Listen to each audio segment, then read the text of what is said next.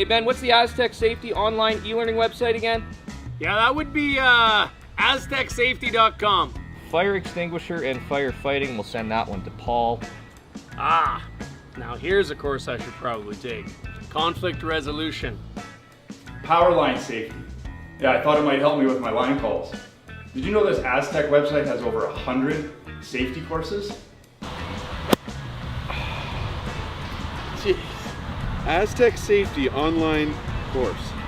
Ground disturbance. Could have used that a few seconds ago.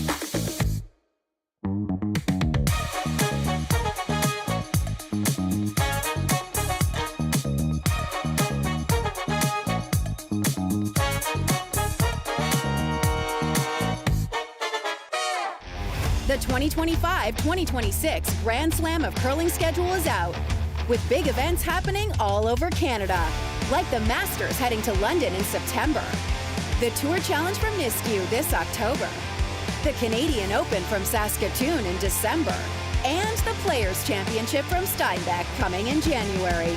Early bird weekend and full event passes on sale now at gsoctickets.com. Let's rock! The rock faces around Lake Tahoe are legendary. But this fall, new ones will emerge in the Tahoe Basin. Pullman, Mowat, Gushu, and more.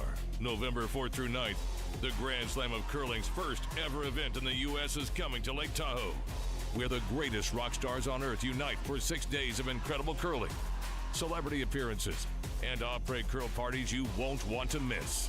Get your tickets at thegrandslamofcurling.com. Let's rock! Imagine being able to stream every curling game from every sheet from any event, be it your Wednesday league game, bonspiel, or corporate event. Curling Stadium offers an all-inclusive streaming solution featuring high-quality cameras, ease of use, great reliability, and minimal installation. Offering your sponsors customizable ad space on your streamed curling games and being able to sell video packages to your corporate events for increased revenue. With Curling Stadium, you can stream to any device, be it your mobile phone, tablet, or computer. Push the feed to your desired platform, be it Facebook, YouTube, or any other social media. Curling Stadium is simply the way forward. Where it's commonplace in other sports to televise every game, we want to do the same. Curling is a global sport, and it's time it gets the coverage it needs. Make your curling club the next Curling Stadium.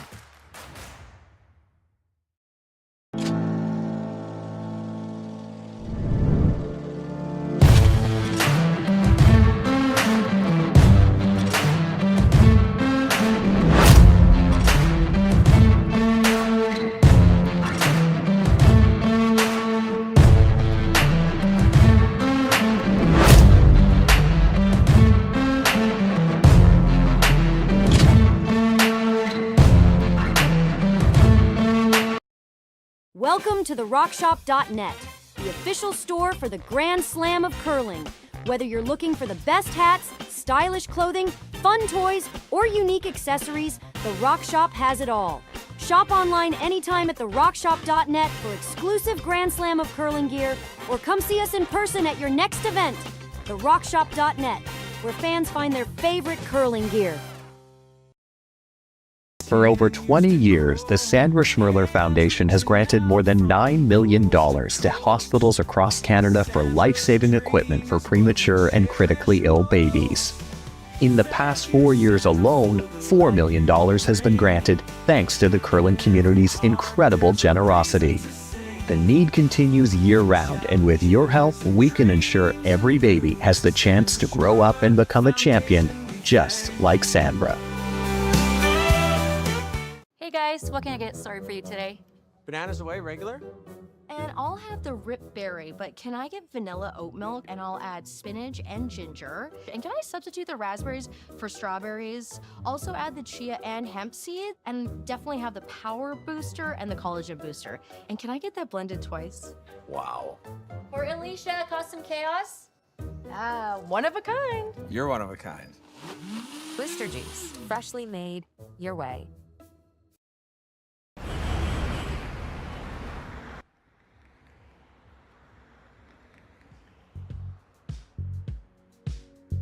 That's life. That's what all the people say.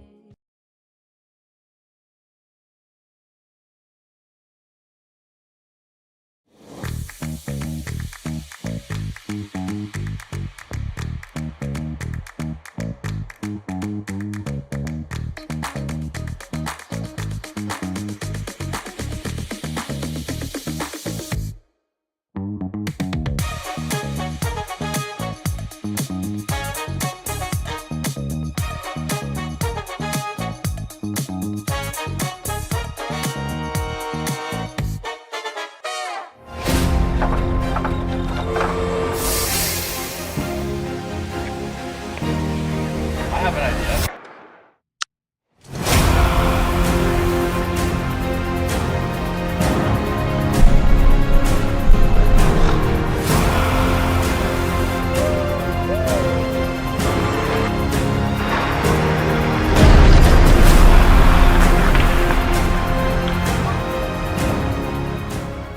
Hey Ben, what's the Aztec Safety online e-learning website again? Yeah, that would be aztecsafety.com. Fire extinguisher and firefighting, we'll send that one to Paul. Ah, now here's a course I should probably take. Conflict resolution. Power line safety. Yeah, I thought it might help me with my line calls. Did you know this Aztec website has over 100 safety courses? Jeez. Aztec Safety online course. Ground disturbance. Could have used that a few seconds ago.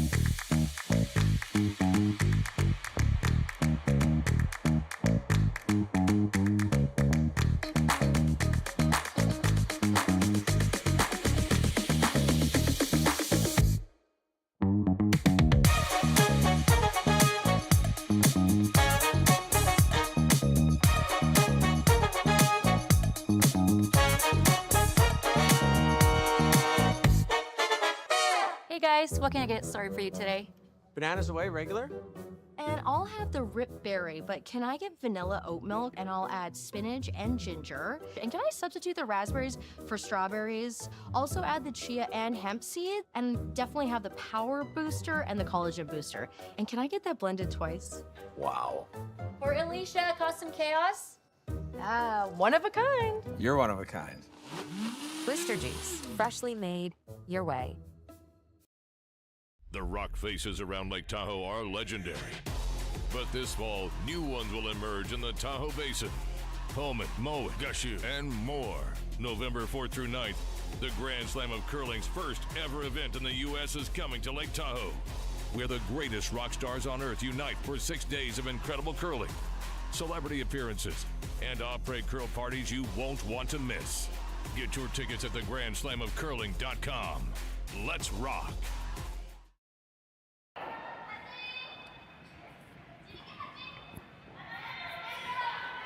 Good evening, everyone, and welcome once again to the Curling Stadium live coverage from the Saville Grand Prix in the Saville Curling Center in Edmonton. My name's Sean Joyce, and if you were with us this afternoon, heard Terry Corbin and I discussing the possibilities tonight, you'll know that here we are entering the last game of the round robin, and there is a lot to be determined yet in the playoff scenarios. Yunji Kim, Selena Sturmey, both at 4-0, they're through. Kate Cameron, Rui Wang on the ice tonight, they're both 3-0. If they win their games, they're through to the playoffs, but neither one of them is guaranteed a berth at this point in time. Corinne Brown, Caitlin Laws at 3-1 as well, so you've got 6 teams already at 3 wins.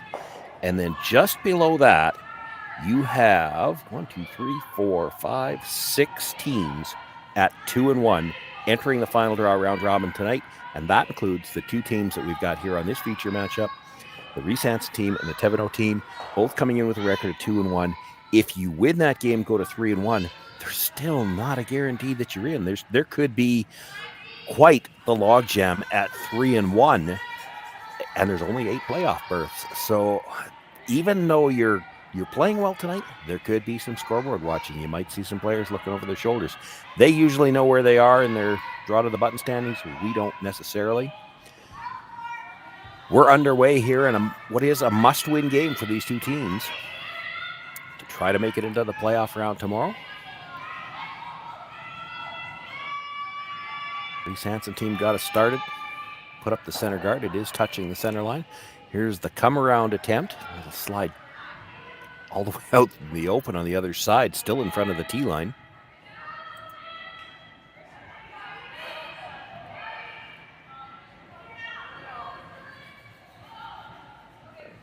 So with it being exposed, the Reese-Hansen team is going to make a play on it. Juliana McKenzie is the lead. Kim Bonneau is the second. The third is Megan McGilvery. Taylor Reese-Hansen, the skip, in the house.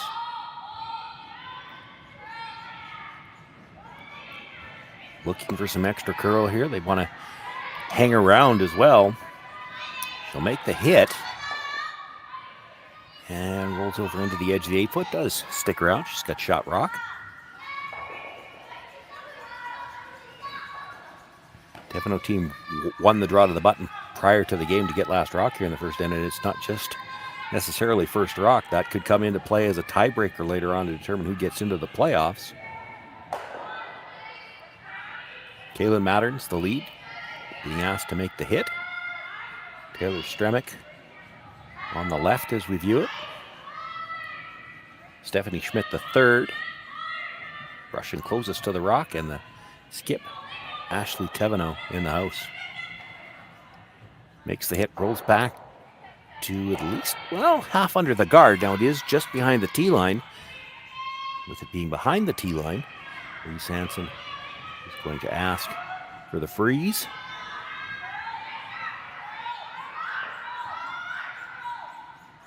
This is the 5th stone of the end, so a play could be made on the guard after this as well.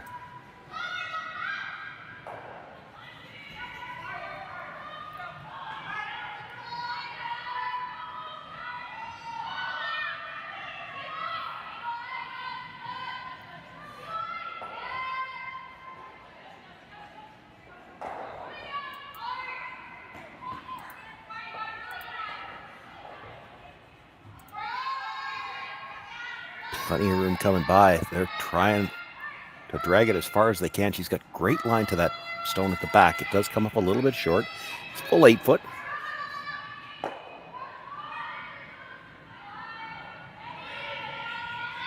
Actually feeling like there's room to get it over the top of the yellow at the back button and hold the shooter.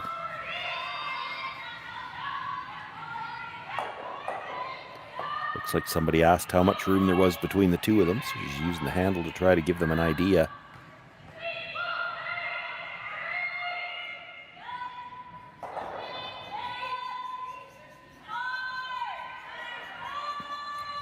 This is a tough shot. They are going to have to throw quiet weight to hold the shooter, so that does bring the sweepers into play.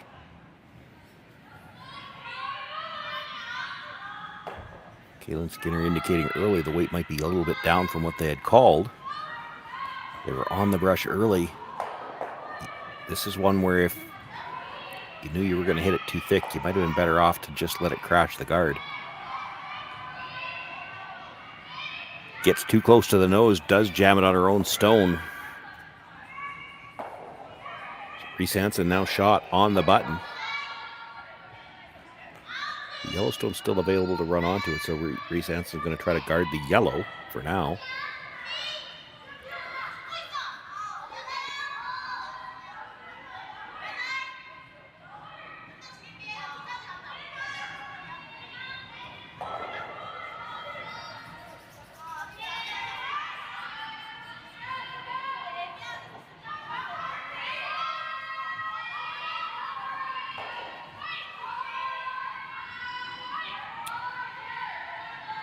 They've been sweeping this for line most of the way down. You see, as she came into the screen, Reese-Hansen gesturing for them as well. It's been a long time since I played in the Saville Center, and I don't remember there being sound issue, but I have seen a lot of hand signals.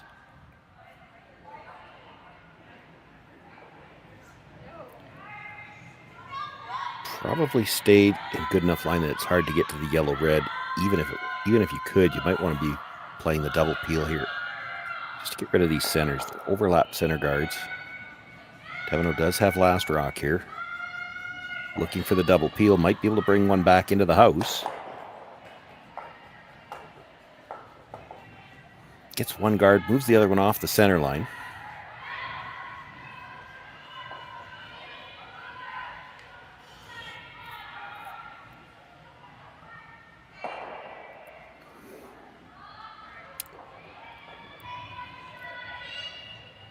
Reese-Hansen feels like that gives her enough room to get that dangerous Yellowstone out of the top of the 8 foot.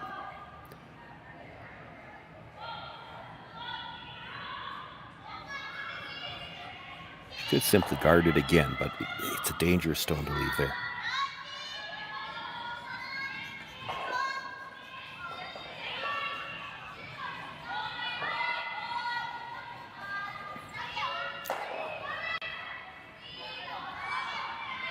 To curl up just a little bit yet. It's close. It's got to cross it ever so slightly.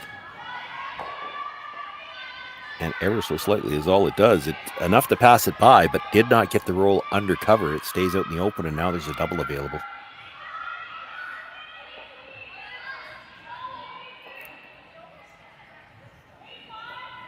The gesture from Thevenot suggests I think she wants to play it across the face, over the top, which is, you may lose the shooter to play it that way. It's a little riskier to play it to try to hit nose or roll under. Better result if you could make it.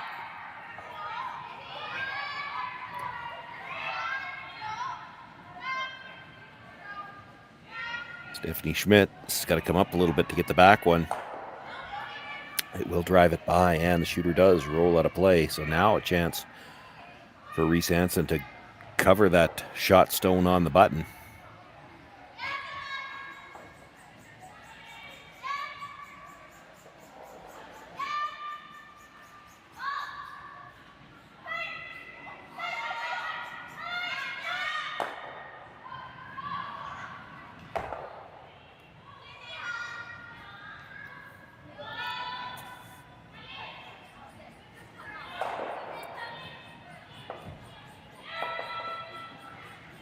last of the third stones here for the Reese-Hansen team, and this late in the end, this is a good opportunity perhaps to set up a steal.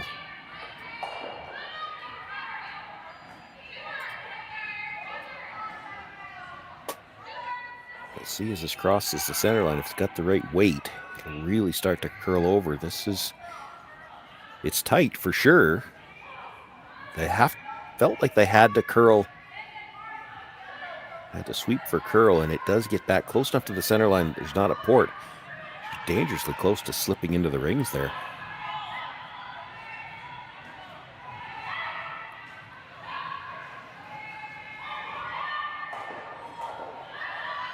Thevenot is going to ask Stephanie Schmidt to try a double, and to be honest, I'm not sure she cares which double she gets. If you make the double peel, you're probably in pretty good shape, but if you just miss the second guard, you're probably getting the rock in the rings. I don't think it could go between them.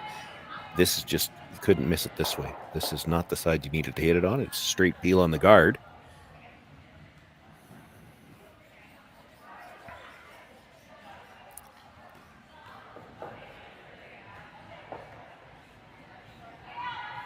Reese-Hansen's first thought here is to throw one more guard.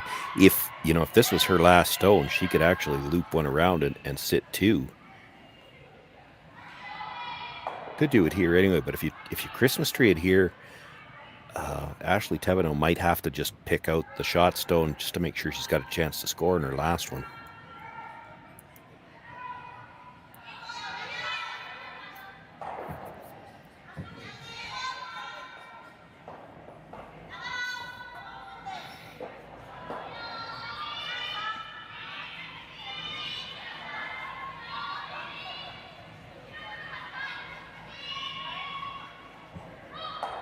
Just looking to replace the guard that was just taken out of play.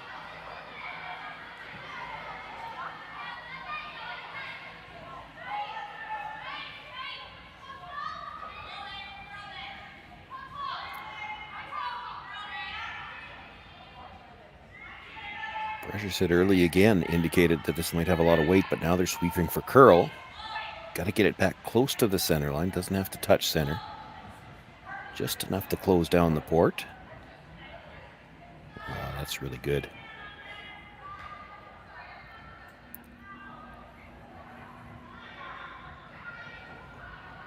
Ashley Thevenot really has to make two red rocks move here.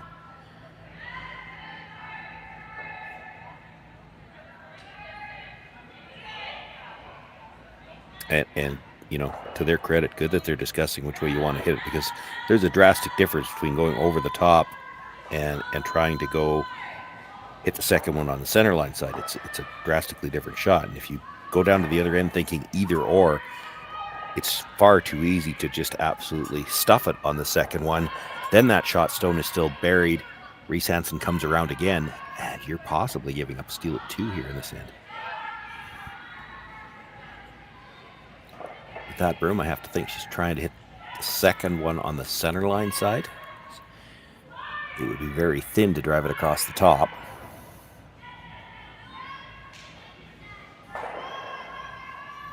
Boy, this is in danger of overcurling again.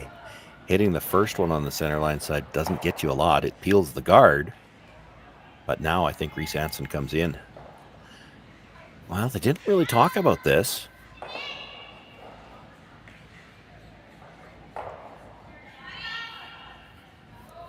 She may be playing just the exact same shot. The problem with the exact same shot is that you come in, she's not going to have a shot to score. You play the guard again, she doesn't have a shot to score, so she's going to try some kind of run through for the blank. You don't have to give her the chance to blank.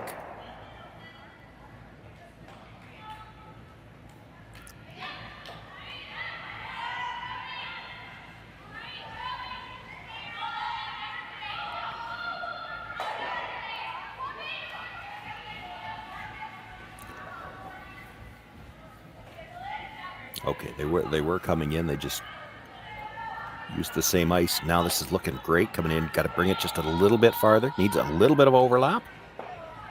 That is a great shot. all Ashley Thevenot has is she's got to draw to the 8-foot to give up one. I don't think she could get to that stone on the button and move it far enough.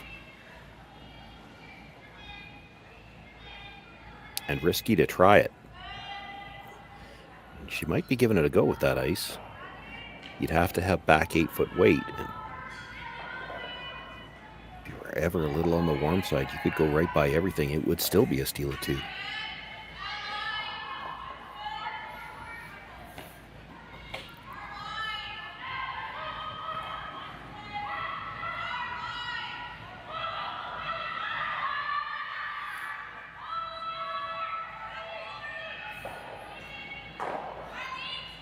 Looks like tighter line to me than Reese-Hansen had. Now she is going after that red stone. She's going to have more line, and this is curling. This is curling. She's got to get by the one on the top of the 12-footer. It's going to be a steal of 2, and she's all over it. Pushes it into the 8-foot. Great start for the Reese-Hansen team and a must-win game for both of these teams. They pick up a steal of 2 here in the opening end. Ashley Thevenot will once again have last rock in the second.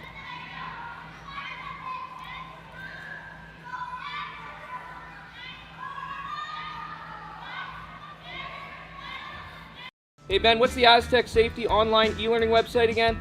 Yeah, that would be aztecsafety.com. Fire extinguisher and firefighting, we'll send that one to Paul. Ah, now here's a course I should probably take. Conflict resolution. Power line safety. Yeah, I thought it might help me with my line calls. Did you know this Aztec website has over 100 safety courses? Jeez. Aztec Safety online course. Ground disturbance. Could have used that a few seconds ago.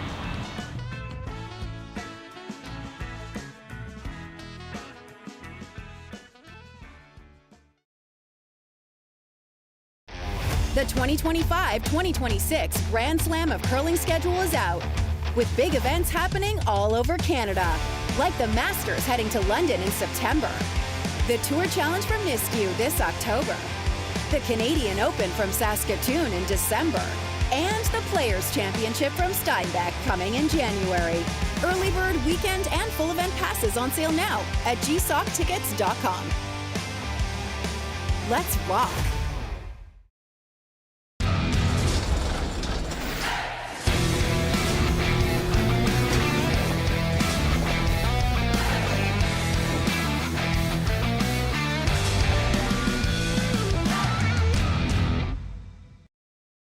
Live curling rocks. And this November, the best in the world are coming to Tahoe. Get your seats now at gsoctickets.com. But hurry, early bird pricing ends soon.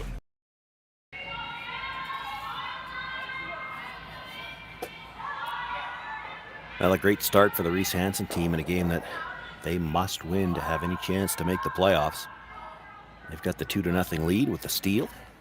Ashley Thevenot also in a must-win situation. We'll look to have a bounce-back end here in the second. She does still have the hammer. They throw up the corner guard, so we've got a center, a corner, and now the come-around attempt. Juliana McKenzie on the out turn.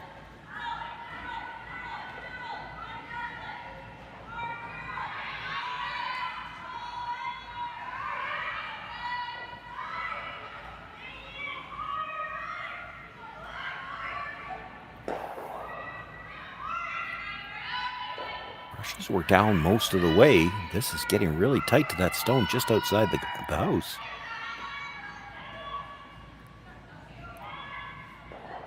That's a really good job by the brushers to get that rock into the rings. Now, it is half exposed, but we're still in the free guard zone and the no-tick zone, so a little dangerous to make a play by the guard on that. Ashley Thevenot going to ask Kaylin Mattern to come around the corner guard.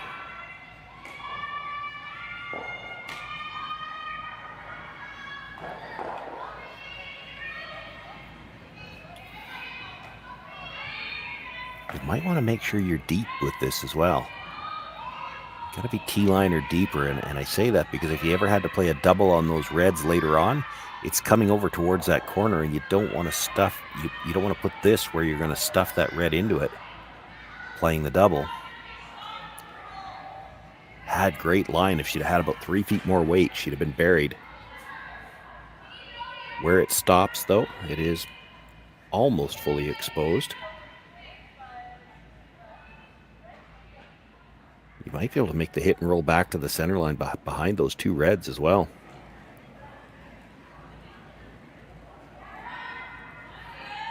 Kim Bonneau with the attempt. Little wobble on the push out.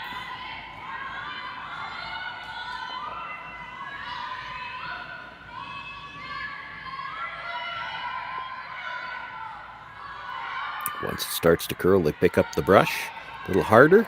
Makes the hit, makes the roll, and does end up mostly in behind that overlapped red situation at the front. Now that was the 5th stone of the end. So Ashley can start making a play on the guard. Tough, almost impossible to get all 3 of them moving. There's probably some drag between those two if you slice it that thin. So she's just going to look to make the double on the top 2. Would still like to hit it ever so slightly on the broom side and roll off the center line. That's going to be tough. You have to make contact with stone at the top of the 12 foot, I think. Just it looks like if you miss the one at the top of the 12 foot, you're missing the one in the 8 foot as well. And this is how she got in trouble last in it. It just couldn't make 2 go away at any particular time.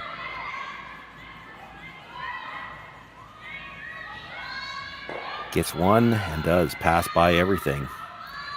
Holds the shooter for the second corner, which was the other thing they had in mind.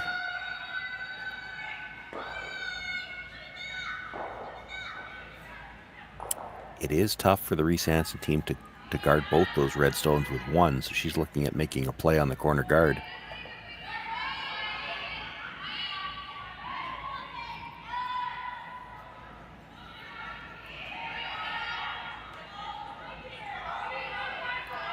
Where that yellow corner guard roll to is very tight. You could roll in, maybe nudge your own stone in front of the shot stone. Possibly sit 3 here.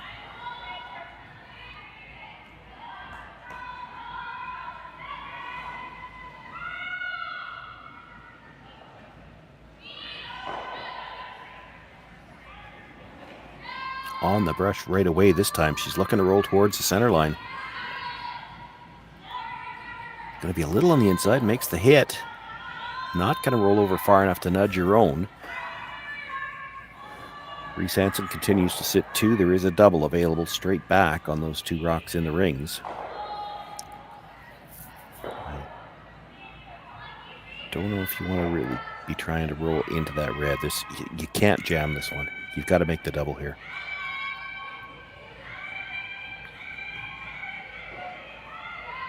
She's talking about trying to get the roll off the center line too, but you're not ever going to roll very far off center.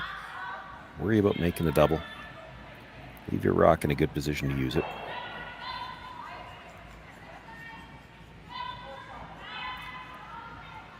This one's curling over her again. They got to be careful not to drive it by. That is a problem they've been having already in this game. I think that's about that might be 5 attempts now where they were trying to move 2 rocks and over curled on a shot where they might have been better off to at least make sure they make contact with the second one.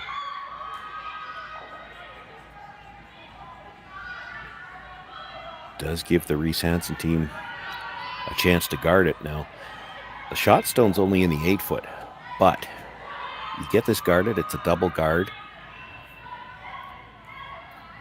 The corner guard kind of takes away the in-turn draw path to the edge of the 4 foot, and you'd have to go really wide to get around the red guard on the other side. So even though that's only in the 8 foot, that's, it again looks like a potential steal. There's going to be some work to do for the Thevenot team.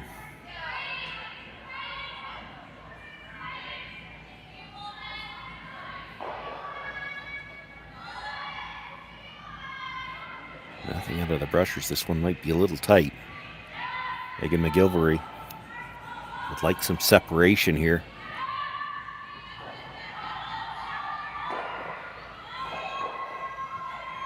Give it a couple of strokes at the end just to get them lined up. The lineup's pretty good. They're tighter together than I might have liked.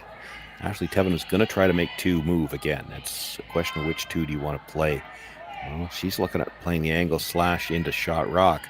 I don't love that. If you make it, she's coming around everything, and she's going to try to be in the 4-foot now. Right now, it's only in the 8.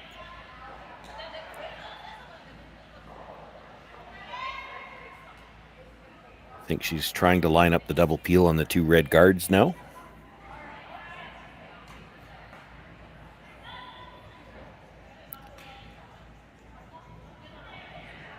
That looks like tight ice again, and they have been over curling so far in this game.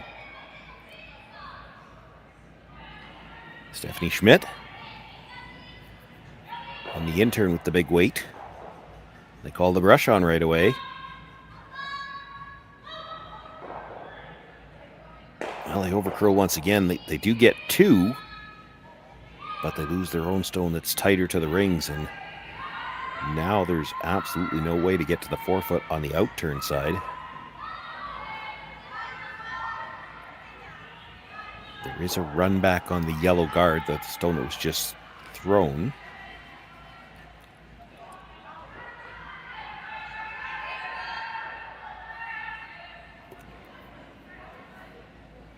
Reese-Hansen looking at the tap up on the redstone that's just out of the 12-foot. I understand what she's thinking here. The more natural shot looks like the wide intern come around to the face of your own stone, but if you're worried that Thevenot's going to play the run back, that's not going to take that shot away, and if she makes it, you're back to probably a blank, if not giving up 2. So she's trying to tap back the stone on the other side of the center line, and that run back's never going to get both of them. Does add an extra element into the shot. You need that perfect line with the weight to tap it back. You don't want to tap it back towards the stone in the 8-foot. You'll still group the stones. And this has got a curl.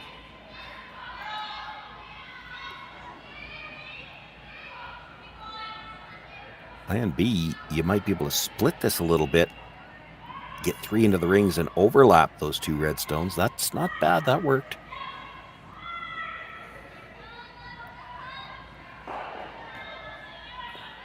It might leave a tiny port to the button if that's all she had left at the end.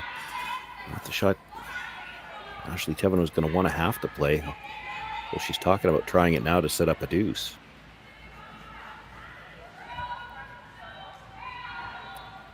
The double's an option.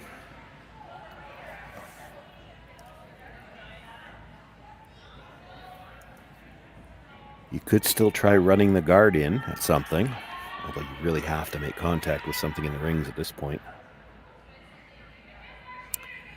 Stephanie Schmidt wants to come down and take a look at just how close all these rocks are together.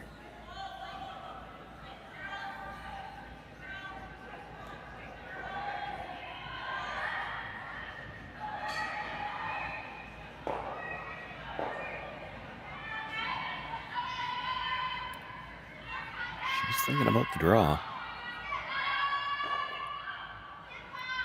Our third's last stone. If you're going to try to score 2, you would have to probably make an aggressive play here. You don't have a lot of room through that port.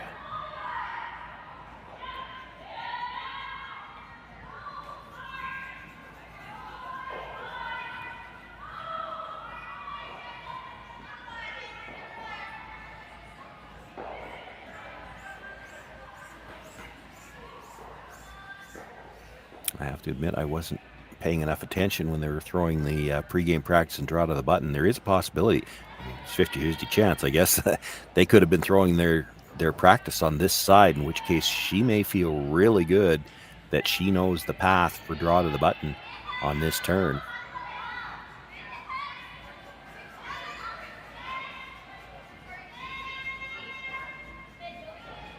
But the old saying is, discretion is the better part of valor, so they're going to try the double.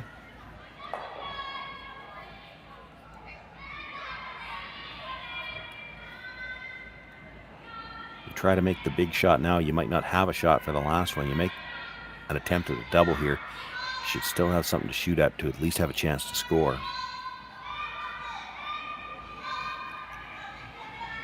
You make the double, there's a chance you roll your shooter into the rings, and that red stone on the outside is partly exposed. It's got to come up. It's close. She's got one. She's got two. She does roll the shooter into the rings, although the top red stone didn't leave the 12-foot. Reese-Hansen still sits 2 right now. Much better situation, though, for Ashley Thevenot. There's room to get in there. Reese-Hansen will try to get in there first.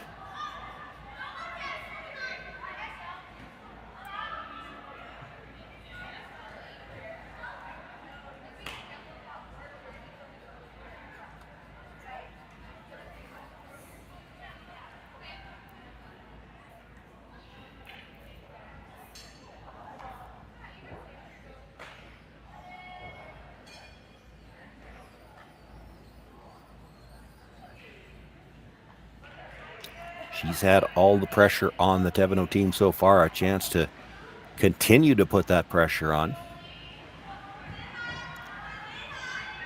It worked for a steal of 2 in the first. She's already sitting 2 right now and a chance to bury one.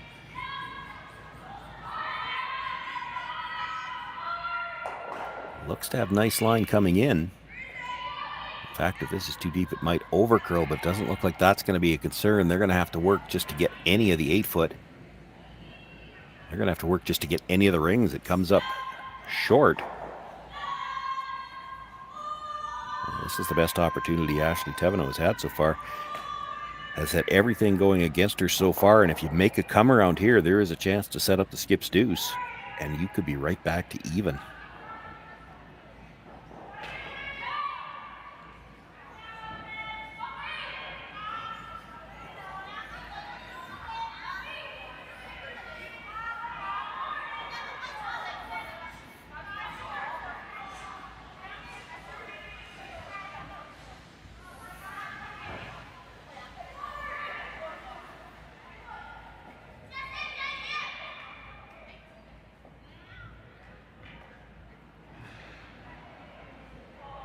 They did win the pregame draw to the button to get last rock here in the game. It hasn't helped them so far. A chance to use it here in the second, but if this was the side, they should feel like they've got a pretty good idea of the line they need, the broom they need. The question will be, and that's you see that little brief discussion in the hacks, from practice to the second end, how much might the speed have changed?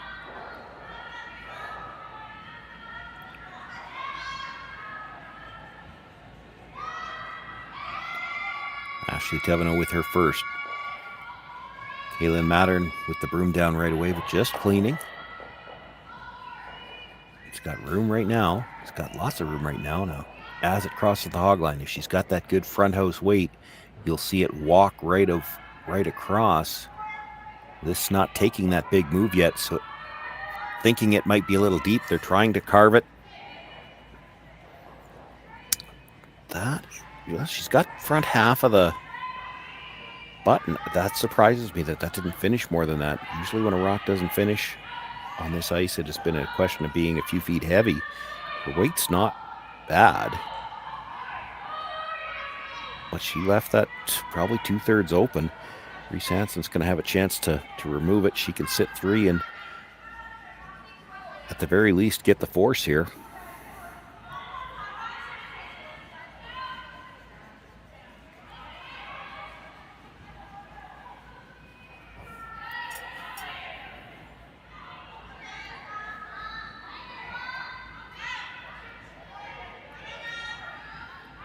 I would assume she doesn't want to play too close to the guard, so you try to roll broom side. If you roll just past where the broom is right now, you could still have a piece of the 4-foot and make it a very tricky hit. She might have to try to draw to beat it.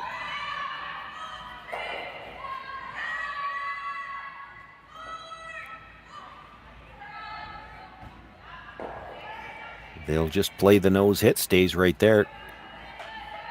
Leaves the same shot for Ashley Thevenot that you just saw Taylor Reese-Hansen make.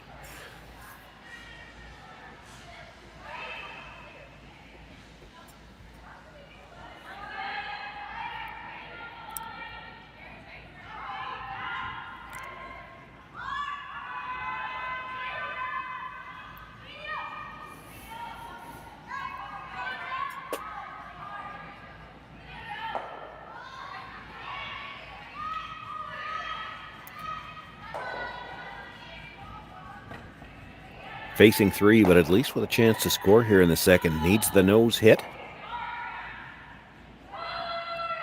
Ashley Thevenot, stone on the way. Just cleaning early. Both brushers staying close. See that stone finish nicely. She gets to the nose hit. She will pick up her single point here in the second end. Keeping this game close, Taylor Reese-Hansen with a 2-1 lead over Ashley Thevenot after 2 ends of play here on the Curling Stadium Network from the Saville Grand Prix.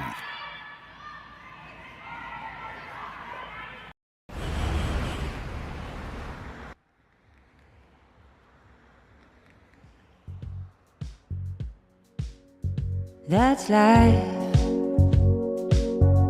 That's what all the people say.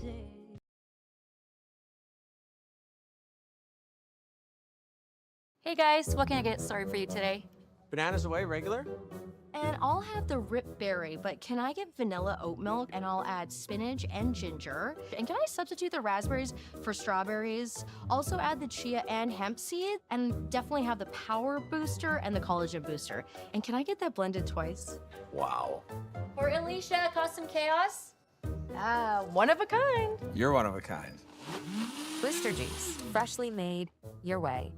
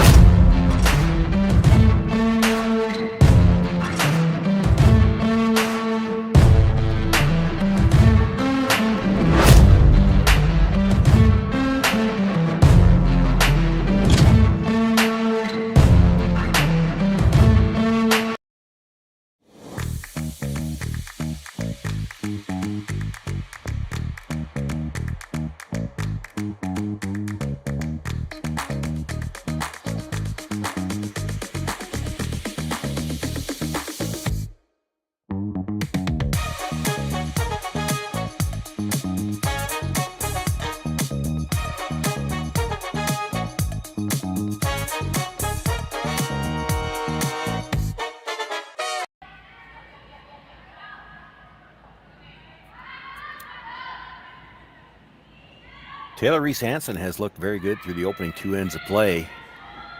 Now she's got the hammer. Center guard went up by the Thevenot team. Juliana McKenzie looking to come around. They've had all kinds of pressure on the Thevenot team through 2 ends without Last Rock. See if they can take advantage of the hammer now. Trying to put some pressure on here right away with lead stones. Gets to come around, comes to rest. Fully in the forefoot. If anything, pops out a little bit on the other side.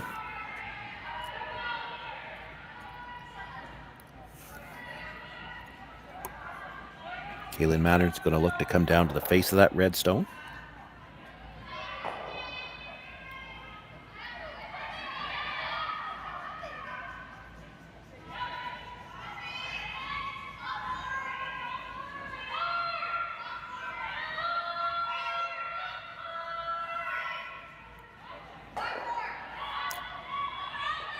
Pressure's still waiting on the line. It's starting to go now. Looks like she's got a good one here. Puts it right on the face of that red stone, nudges it a couple of inches.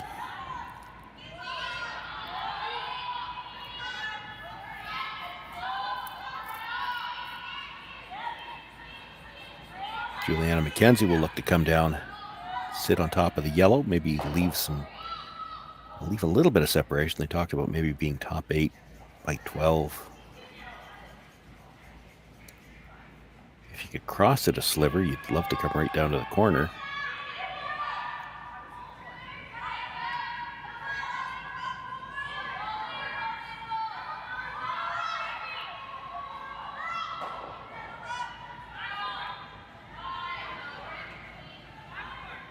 We're waiting on the line now, decided they need to help it curl a little bit. And now plan B. She's asked to hold it straight. They want to go right by everything. And they just got caught a little bit in between. They're going to nudge the Yellowstone up, but the red pops open.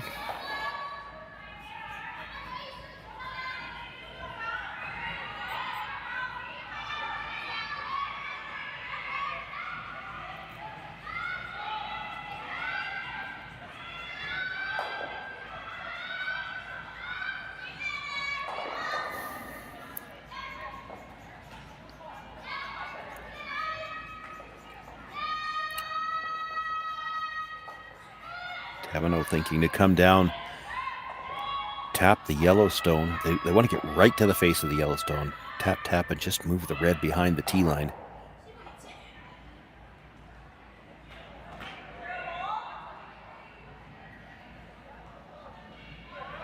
This is the fifth stone at the end, and the last during the free guard zone, and maybe knowing that the situation in the house, not great for Reese-Hansen now. They expect that the guard's going to get ripped on this next one, so you got to put a good one in here. Really got to go on the brush. This is danger of over curling. Well, not bad. It's in the pocket of those two, and it did over curl, but it didn't break up the yellow red because you didn't have the weight for the tap. So that top yellow, the top 4 foot yellow, will take care of the red.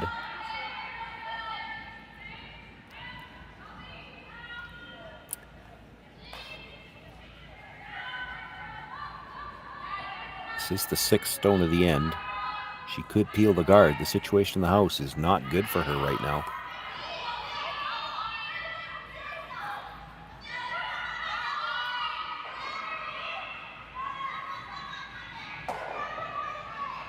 Yeah, I'm not in love with this call.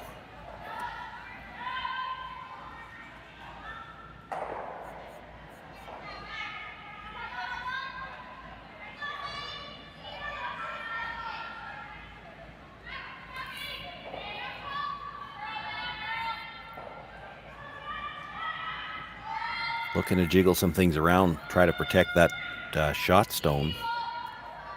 Got to change the angles. Taps 1, taps 2, taps the red to the back of the button. Did what they wanted it to. Not sure it makes it a whole lot better.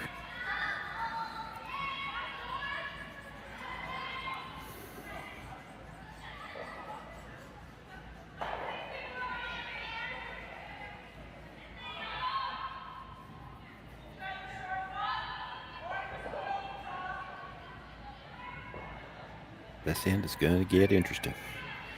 We've got taps being played all over the place, and there's already some interesting angles in the house. Apt to change on every shot. Taylor Strummer being asked to come down and tap the yellow stone at the top of the 4 foot onto a corner, freeze that stone at the back button.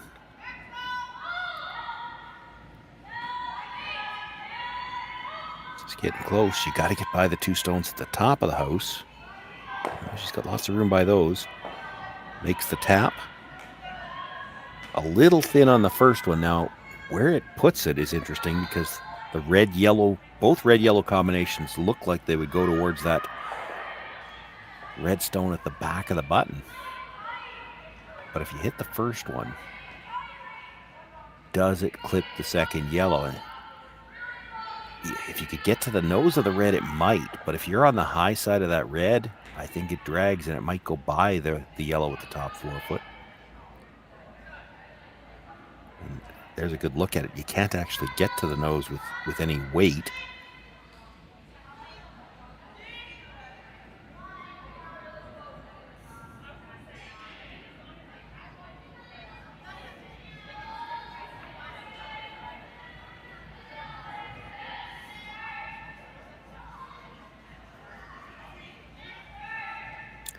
You could still just peel the guard.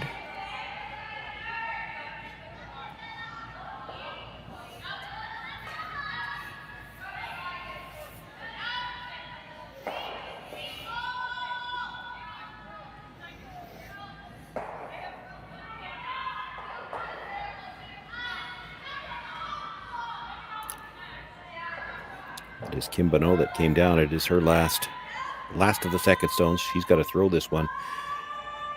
Sometimes as a thrower, you like to know what the angles look like, what you're throwing at.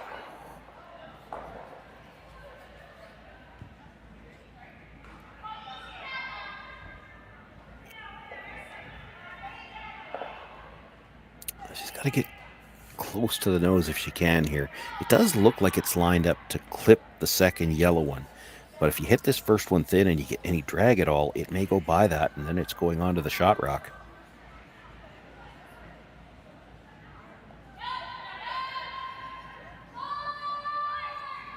This might end up peeling the guard anyway. They're working it. No, not going to get by.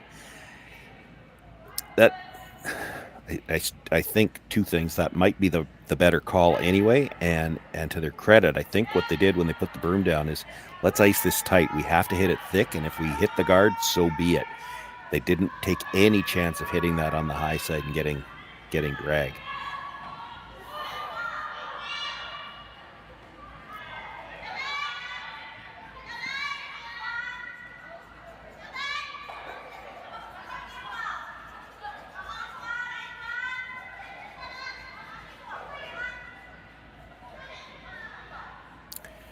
This is interesting. Thevenot's just going to look to guard this situation in the middle. Again, there is certainly the back red-yellow combination will go onto the shot rock. The front one might if you use drag. And she's actually got a shot wide around the intern to get to that red stone directly. So she's just trying to keep as many rocks in the middle as she can for now, knowing that she's got a few ways to get shot rock. And Taylor Reese-Hansen can't get rid of all of them with one shot.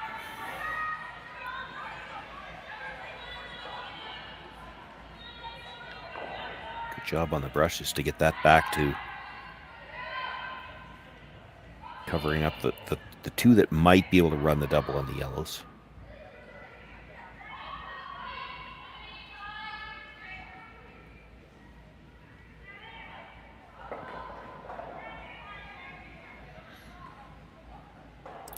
Going to look to actually try to get all the yellows here. This is where this could work out in her favor. She's trying to run the yellow across the face of the red a little bit. She could actually drag it back the other way. Then for sure it's making contact with the one in the 4-foot.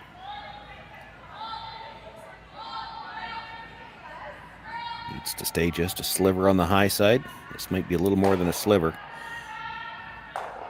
Catches that one at the back 12, removes it from play.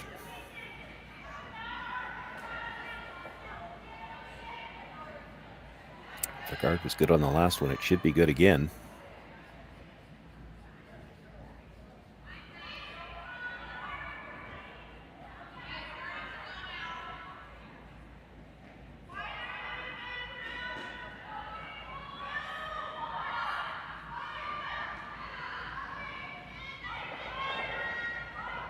Stephanie Schmidt, this is one where, on the last one, they really had to work the brushes to get it to curl enough at the end.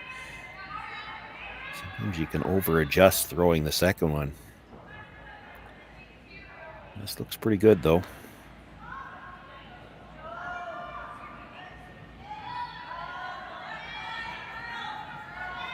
It'll come down a little bit tighter, but with that same perfect line. Now, if she wants to take another run at that, basically the triple on the yellows, they are closer together this time.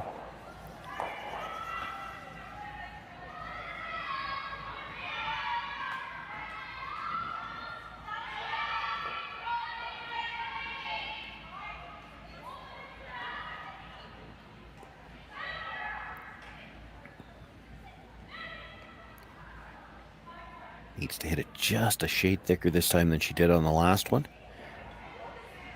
The red ones aren't going anywhere. She might be able to kill all three yellows.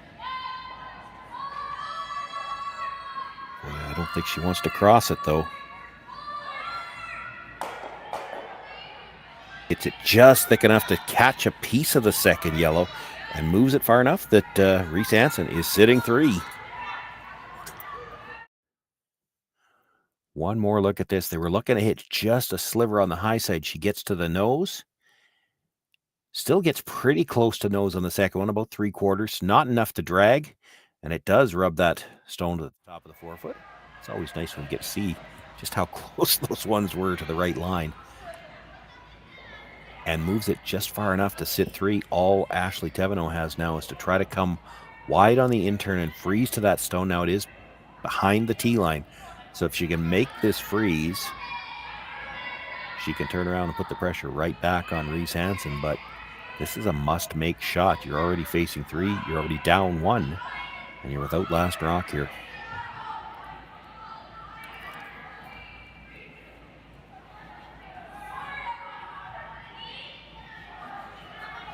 They're going to have to come very tight by that stone in the top of the 8-foot. And they've got the brush on early. This will absolutely walk. She's got to get by that stone at the top of the 8. Plenty of room by the guard. It's the stone at the top of the 8. She doesn't have the weight to get there.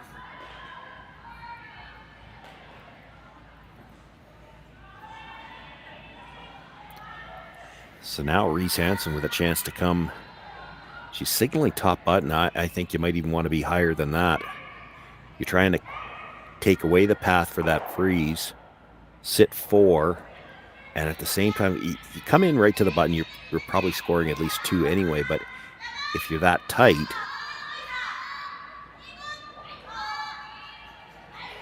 I don't know whether the scoreboard says Ashley Thevenot could follow it down. If she follows it down, she takes away those 2 at the top of the 8 foot. She might have something thin coming off the yellow at the side 12. She's not going to have much. I guess you come right into the button area, you might leave her a chance for a triple that would at least get her out of some trouble.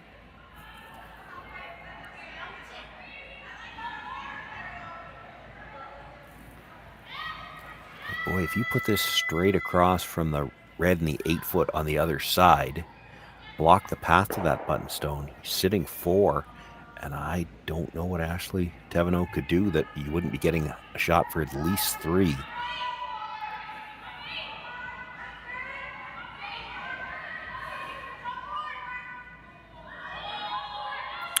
The line looks good. This might be strong. You can't be behind the tee line here. Need it to slow down. Need it to stop. We'll get right to the face of their own.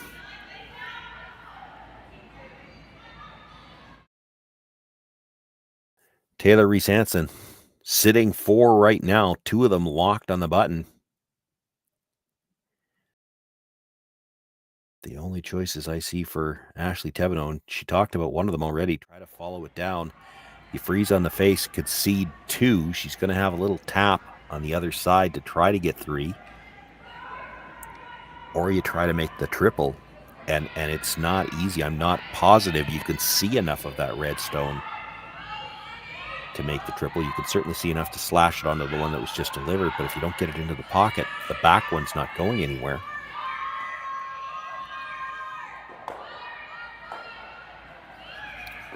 Boy, she's talking about trying to throw back 8 to move it far enough that you might only give up 1. The danger in that, if you roll off at all, it's a hit for 5.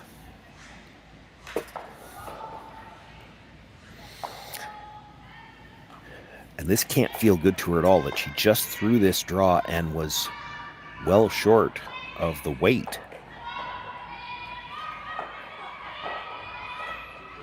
So you've got to make a bit of an adjustment on weight here. She really needs to be firm in her mind. Are we playing the freeze here and try to hold up the 2? If we're trying to move it, they've got to be really tight by that yellow up front. You throw the weight to move it, it's not going to finish quite as hard. She cannot bounce.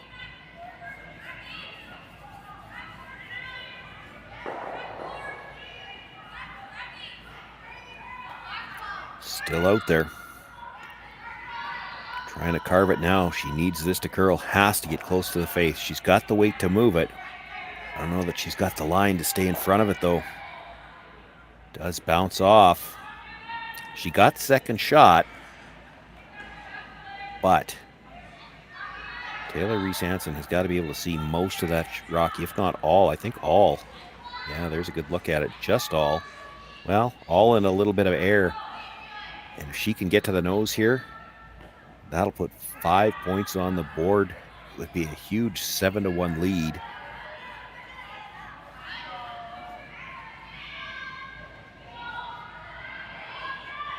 In what you have to think is a must-win game. 6 teams came into this draw already with 3 wins. Whoever wins this game is going to have 3 wins. That's 7 teams already, and there were 6 more teams sitting at 2-1 coming in, all on the ice. You lose this game, the only way you get into a tiebreaker at 2-2 is if all 6 of those teams lose.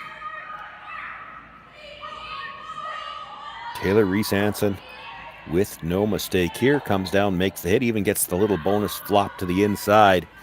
She picks up a big 5 points here in the third and jumps out to a 7-1 lead. over Ashley Thevenot. Both of these teams looking to get to the playoffs tomorrow. One more look at this. Inside brusher down all the way. Once they knew they were by, they ease back a little bit. She makes the nose hit. That's a huge 5 points for Reese-Hansen. She takes a commanding 7-1 lead after 3 ends of play.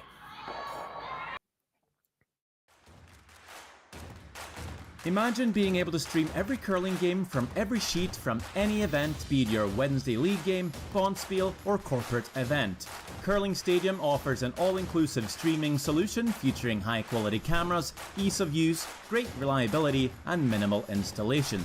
Offering your sponsors customizable ad space on your streamed curling games and being able to sell video packages to your corporate events for increased revenue. With Curling Stadium, you can stream to any device, be it your mobile phone, tablet, or computer. Push the feed to your desired platform, be it Facebook, YouTube, or any other social media. Curling Stadium is simply the way forward. Where it's commonplace in other sports to televise every game, we want to do the same. Curling is a global sport, and it's time it gets the coverage it needs. Make your curling club the next Curling Stadium. The rock faces around Lake Tahoe are legendary. But this fall, new ones will emerge in the Tahoe Basin. Homet, Mowat, Gushu, and more. November 4th through 9th, the Grand Slam of Curling's first ever event in the U.S. is coming to Lake Tahoe, where the greatest rock stars on earth unite for 6 days of incredible curling, celebrity appearances, and après curl parties you won't want to miss. Get your tickets at thegrandslamofcurling.com. Let's rock!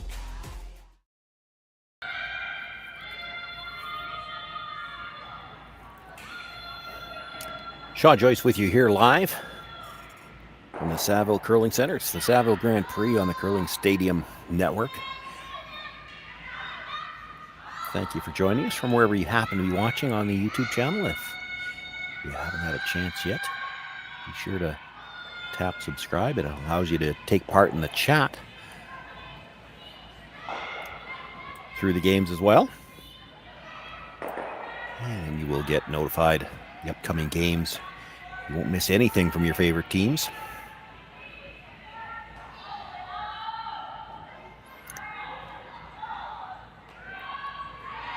This is going to simplify the game plan, certainly for both teams. Reese-Hansen's going to have to play everything in the rings until she can start cleaning up guards. For the Thevenot team, they need rocks in play. The nice thing for them, still lots of game left to be played. You do need to start scoring in multiples. 2 or 3 here would be nice. You're still going to have to steal somewhere along the way. They're already at the point where, you know, that take 2 steal 1 curl or take 2 force 1 curling math doesn't work for them quite yet.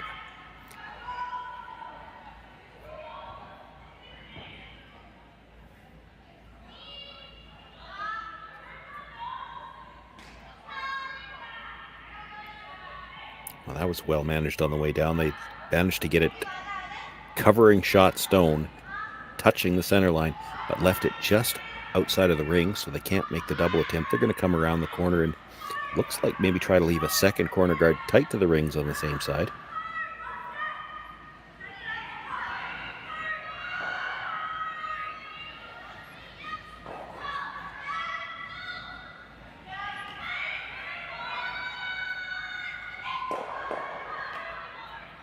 Actually, Thevenot in early was indicating that they might need to go for a line, but the brushers didn't want to go. This is dangerously close to being in. As long as it's buried, that would be okay. That stops. It's in a good spot. They've got pretty good separation on those 2 corner guards. They're pretty well lined up.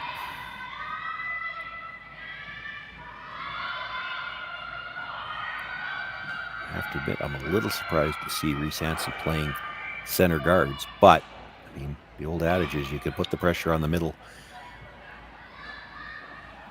You get 2 centers and 1 buried on the button to start things off. You know that Thevenot has to deal with that.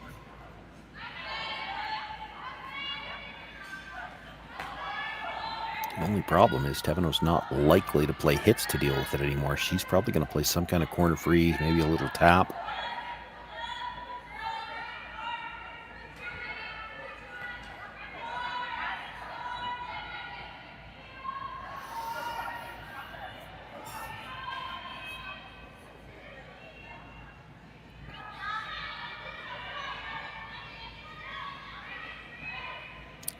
talking about ignoring it, but I think you have to address the situation in the middle first.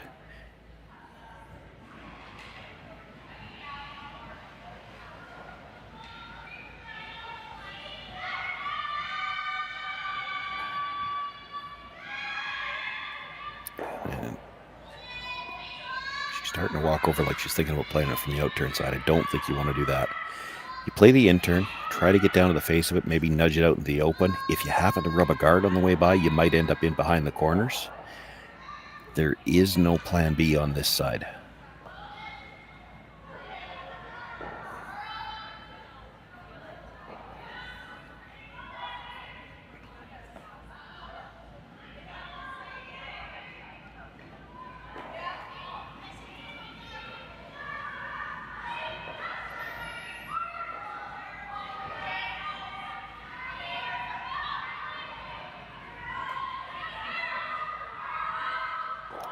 Line looks to be a little tight, but if she's got the good weight to move it, it should hold. It's close to that tight guard. She's just going to get the feather tick.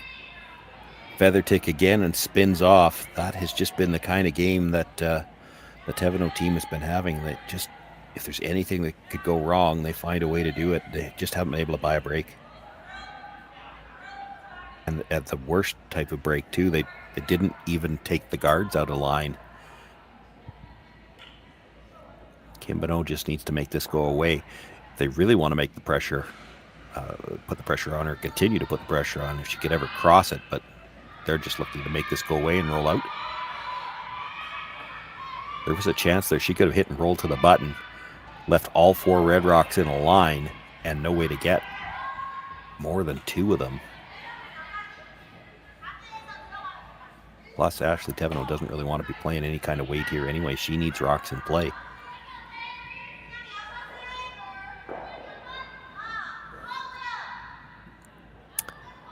Well, you moved the guard over a fraction of an inch on the last one, so if you throw the exact same shot, you should get by this time.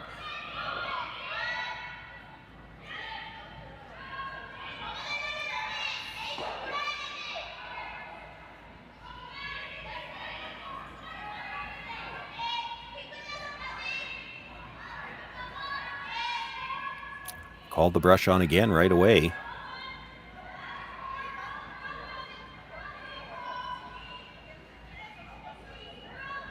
This one looks like it's got a little bit more room.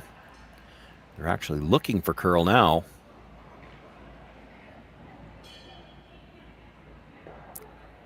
It's going to nudge the redstone, but the shooter bounces out in the open.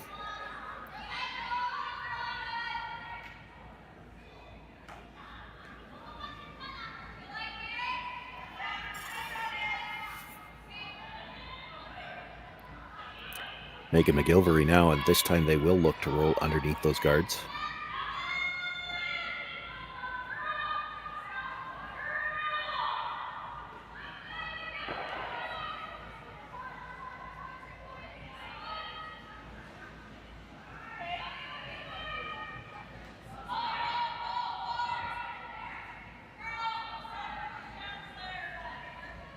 Called for the curl early.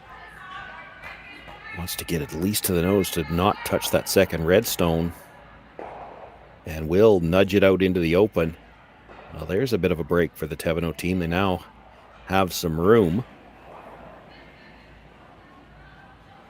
If you wanted to get the play behind the corner, you could play the hit and roll now.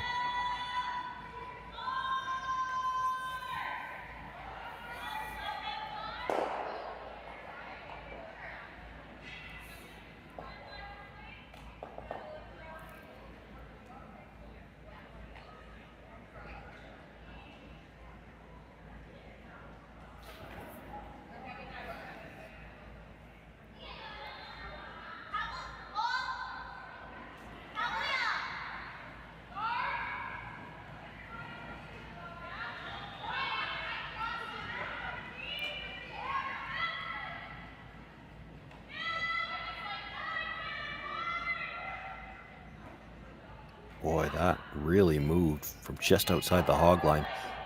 Not a lot of weight. Nudges the redstone to the back 12, but rolls out of play herself. So a chance for Reese-Hansen to try to come around to the top of the button again and again put the pressure on the Thevenot team around those center guards.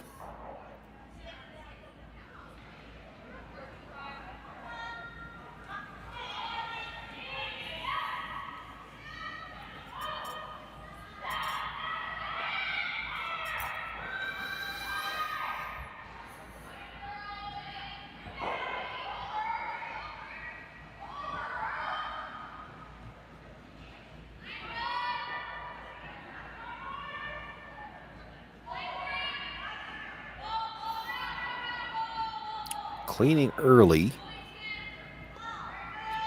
Both of them staying close, so you must feel like they like the weight. They're just waiting on it to make that big move.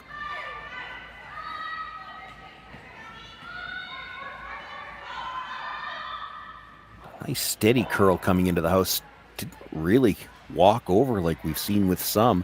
She does get a piece in behind cover, and she's almost full 4 foot at the top.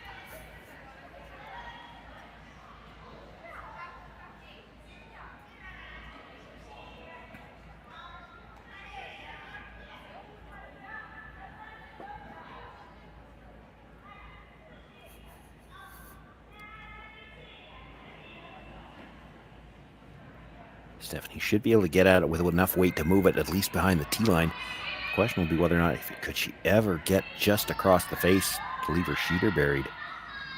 Well, this is a long ways out there.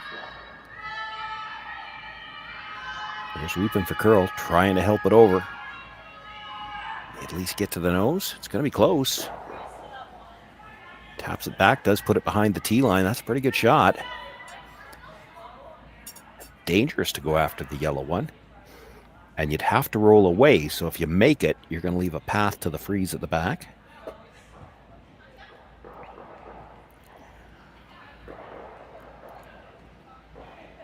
But if you make this yellow one go away, for Taylor Reese-Hansen with her first stone of this 4th end, you know that the worst this could end up being is a deuce against you, and with a 7-1 lead, you're happy to give up 2 just to get the hammer back.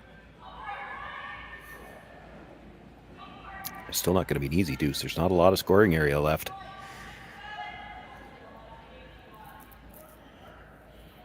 So she's just looking to pick this yellow out. Critical that she gets it by her own at the back of the 4 foot, though, and this is tight out of her hand. I don't know if they're going to have to work just to get by the guard, and if they do, can they get by their own at the back? Clips it, does lose the yellow, and the shooter will roll out of play as well. Accomplishes the main goal in that now Ashley Thevenot can do no better than 2, but it does give her a lot more room to try to do that.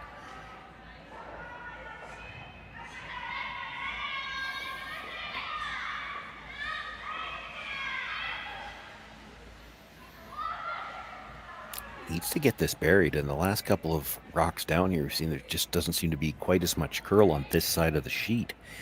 She leaves half exposed. There might be room for Taylor to pick it out, and it looks like that red stone just beside Stephanie Schmidt is biting the 12 foot. You could be looking at a force here.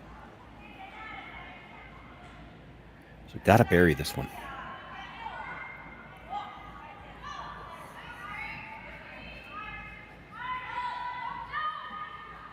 A lot of room early. The brushers are staying close. I think they like the weight. They're just waiting on it to start moving. There it goes. Boy, the line looks really good. Ashley Thevenot with her first in an end where they need a deuce. Brings her stone into the top of the 4 foot. All Taylor Reese-Hansen can do is try to follow it down, sit in front of it, and take away some of the scoring area. Thevenot will have her chance to score 2.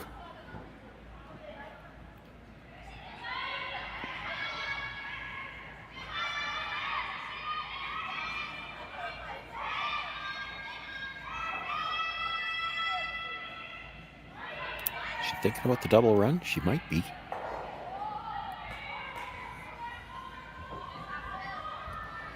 Decides against it.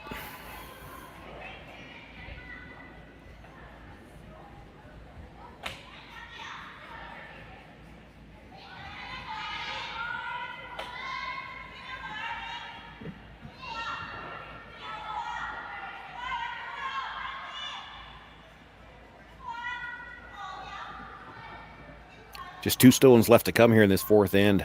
The final stone for Reese-Hansen. Trying to make the deuce very difficult. If she can freeze to the stone, Ashley Thevenot just through. A little bit on the corner. Thevenot would have to come by this one to get her second point. This is tighter line than Ashley had.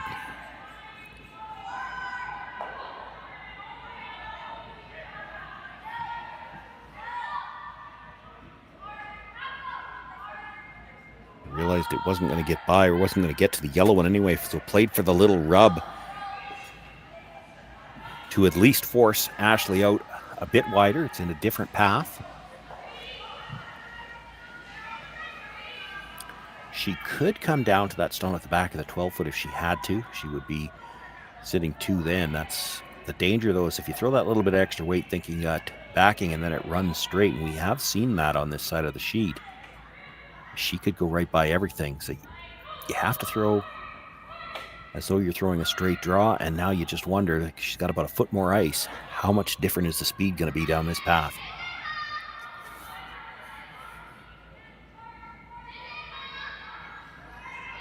Made a big draw on her first one. Needs this one to stay in this game, really.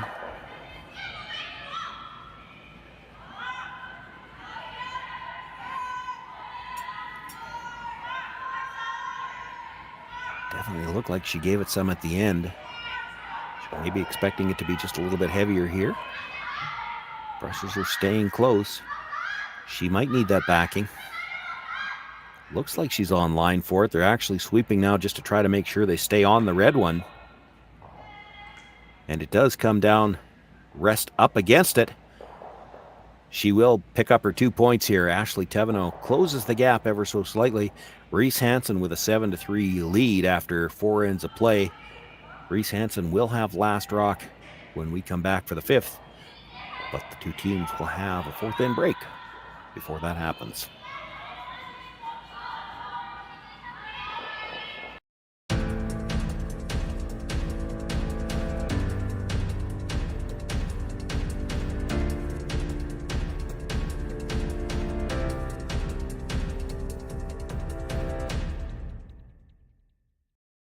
For over 20 years, the Sandra Schmirler Foundation has granted more than $9 million to hospitals across Canada for life-saving equipment for premature and critically ill babies.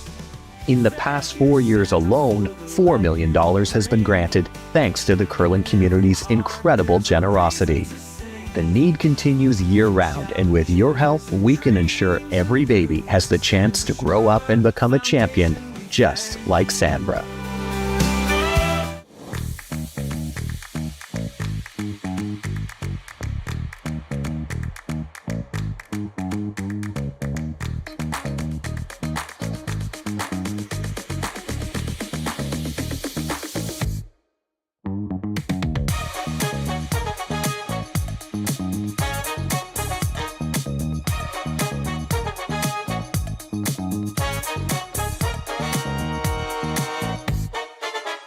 Welcome to the RockShop.net, the official store for the Grand Slam of curling.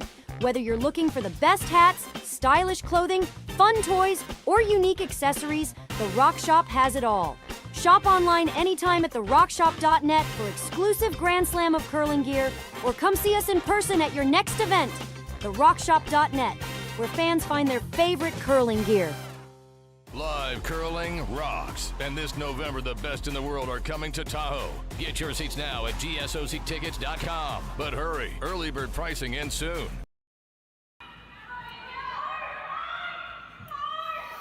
Fourth end break here underway in our matchup. We'll quickly recap all of the scores. On sheet 2, Kaylee McNamee, Nancy Hansen tied 3-all as they play in the 4th. Actually, it looks like the 4th was already blank. They're into the 5th there. On sheet 3, Emma DeSheffert against Amanda Sluchinski. In a game that matters to these playoffs, Kayla Skrillick 1-0 ahead of Kate Cameron playing the 4th, and Cameron picks up the single point with the hammer. They're tied up there. Cameron comes in 3-0, Skrillick at 2-1. Grace Richards and Miura. It's 2-1 for Richards there as they play in the 5th. Some scores hiding out there. Holly Hafeli is 5-0 right now over Heather Steele. Rui Wang came in with a record of 3-0. She's got a 3-0 lead after 4 ends of play there. She's got a chance to be one of those 4-0 teams. Our feature matchup, Reese-Hansen with the 7-3 lead. Eubene Park also came in with a record of 2-1, so she's got a chance to move to one of those 3 win positions at with a 7-0 lead early in that one. And actually, I'm looking at the line scores. That one has already concluded. She stole one in the 4th. She's an 8-0 winner. And with that win, that moves Park to 3-1. One of these teams is going to move to 3-1, and that means you have to have 3 wins to make the playoffs. And 3-1, there's still a possibility that could be a tiebreaker, and you might be eliminated even at 3-1. So all the teams coming into this game at 2-1 absolutely must win now. And you might even see some teams looking over their shoulders because there's some other scores out there that matter to them. Winning this game alone may not be enough to get you into the playoffs.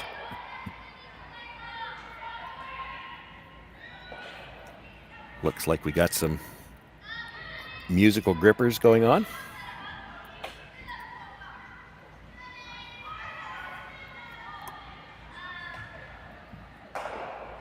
We'll see if the Thevenot team can take any kind of a boost from picking up that deuce before the break. They're still up against it. You know, there's 4 ends left to play. If you could steal one an end, you're getting into an extra end. Pretty tough to steal 5 ends in a row. But for every point you give up, if you were to get a force, it means a deuce isn't enough to get you back in it. You're going to need a 3 somewhere.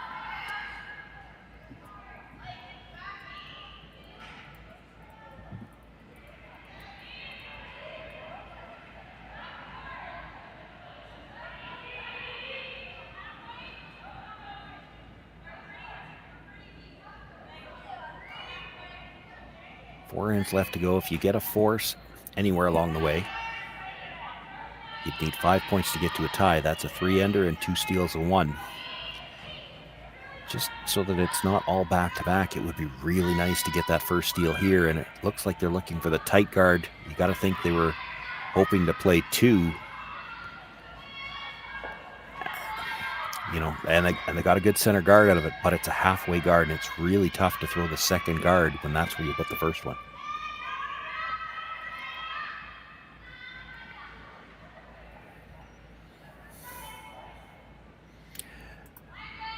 Doesn't change the call here. They were always going to have to come around.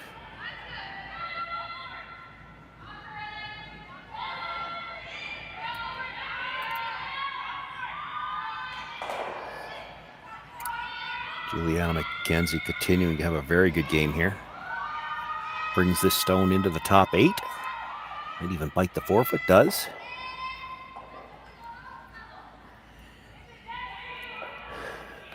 They were originally thinking 2 guards. They're still thinking 2 guards. It's really tough to throw the second one and get any separation with where that first one is. Yeah, I'd be tempted to come right in. That's what they're looking at now. You just... If you leave the first one halfway, and yeah, I know the peel can't be played yet. We're still only at the 3rd stone at the end, but it's hard to throw a second guard without grouping them. Then you just leave the double peel easy later on.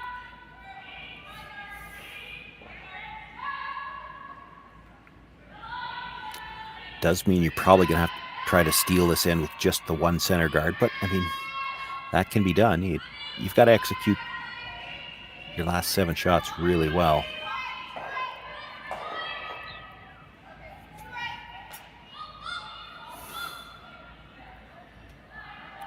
Looks like good line to the freeze here.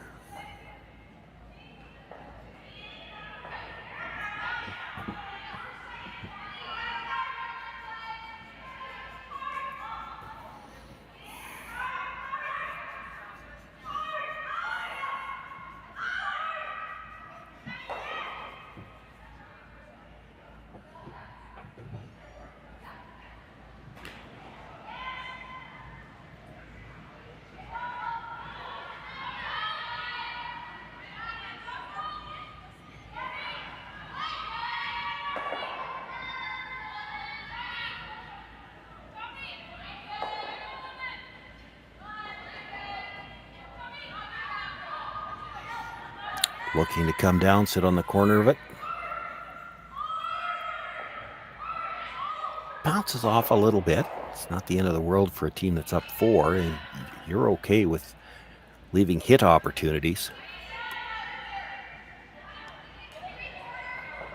Thevenot's going to look to move the Reds a little bit. She's got to open up some room to get into the scoring area. This is the 5th stone of the end. You know that center guard's likely getting peeled on the next one.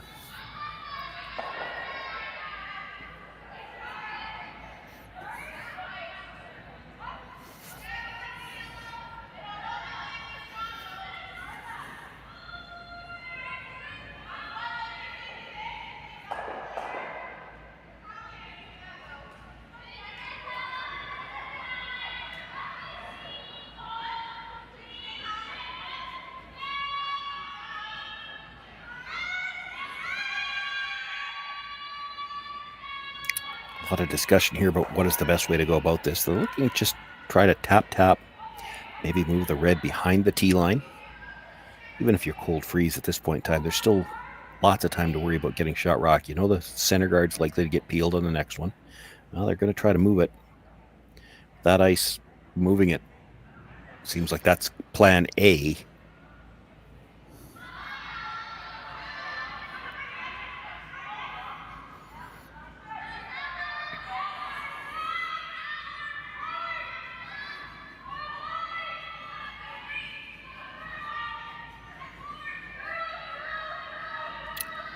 And instead what they're going to do is move the guard themselves. They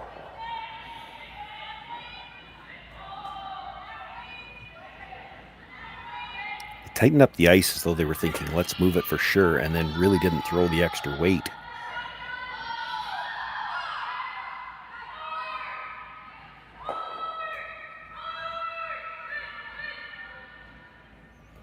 That was the 5th stone of the end, so the call here should be to peel a guard. They're looking to play in the rings.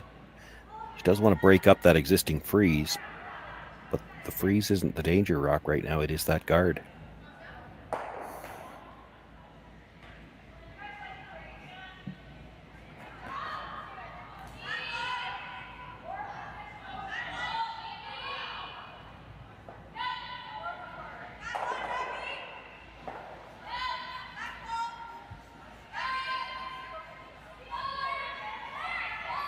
Looking to come down, tap the yellow onto the red. They want to stay just a little high on the yellow, and they didn't. It crosses it, so the red-yellow is still lined up onto shot rock, and the guard's still out there.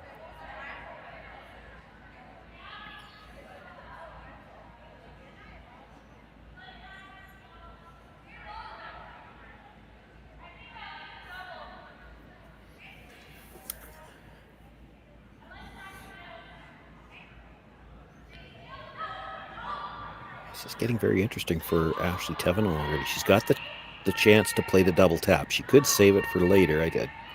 Although Reese-Hansen's likely going to do something in the middle to try to take it away. But you play that red-yellow tap onto the shot stone. And if you hit it right, I think your shooter stays kind of cued between those two reds. You won't be able to get the shooter out. You won't be able to see enough of either red to try to slash it in towards the one on the button.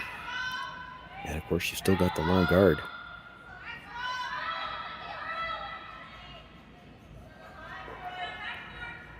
This needs to curl, or she's got to hit that first red fairly thick. It's going to be a little thin. That drags it a little bit, but it does tap back to a corner freeze. And the yellow-red at the top stayed at a very interesting angle, because I think if you had to play it, if you were Ashley Thevenot, it would pick the shot stone out.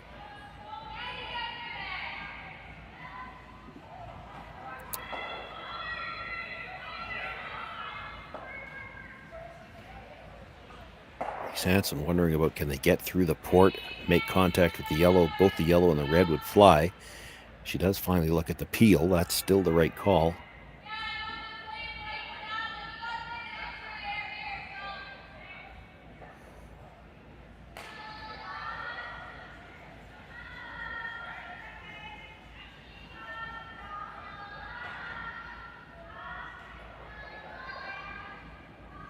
Boy, I thought when she signaled the weight, they were at least going to tighten up the broom here, and They did this once earlier on in the game where you played the tight ice and made sure you're either going to make the shot you called or peel the guard.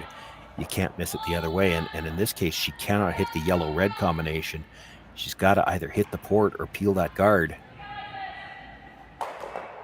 Hitting it like that, at least it drags by the red and the rings, but it has made things a little more favorable still for Ashley Thevenot in the house.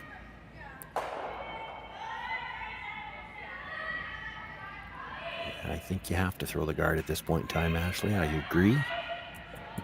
You're not shot rock yet, but you've got time to deal with that later. For now, you have to make things a little bit more complicated for Reese-Hansen. You know, she's going to be trying to remove some stones here.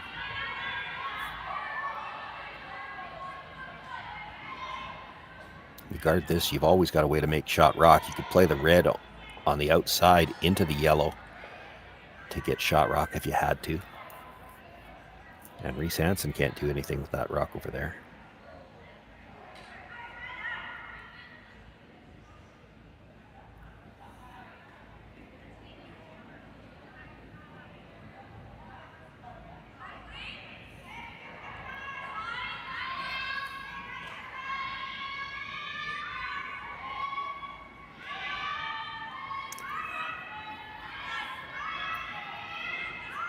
Doesn't need to get all the way back to the center line. In fact, she'd like to take away a good-sized piece of that stone at the top of the 8-foot.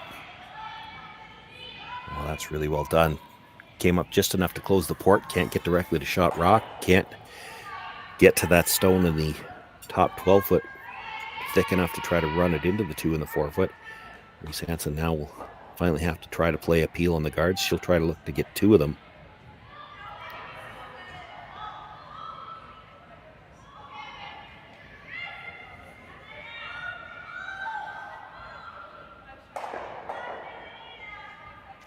There's a lot of shrapnel out there that even if you make contact with the 2, it's going to be interesting to see how rocks come back.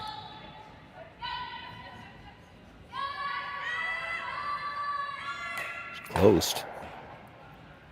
Oh, and you would not have thought there was room. It certainly didn't look like it from the hack end to get that guard between the red and the yellow, but it does slide back through, doesn't make contact with anything.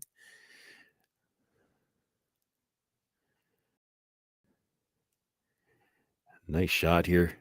Gets the first guard, catches the second one thin. You knew there was a chance it was coming back into the rings. You wouldn't have thought it would go through harmlessly without touching anything else.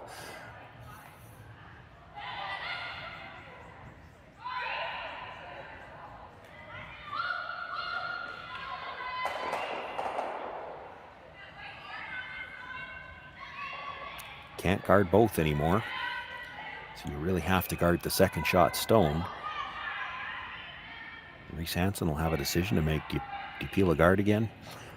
Or do you try the double in the house? I mean, there's a little bit of risk because you're driving yellow towards your red, but if you hit it right, you could double out the 2 yellows.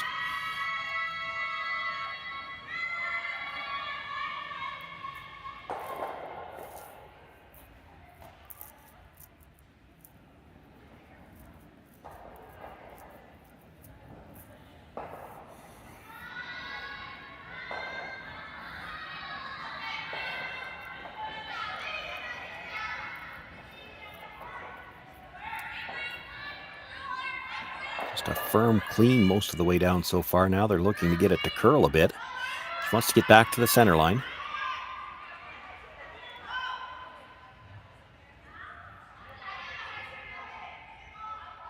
And will get just to the edge of the center line. That's probably the best she could do as far as trying to cover both. She's left the outside of the yellow in the second shot position, but if you hit it on the outside, the red's going to go, your shooter's going to roll open, and you've got room to come around. Can you see enough of the yellow for the double? I think probably you can. In the house, that's what she's looking at.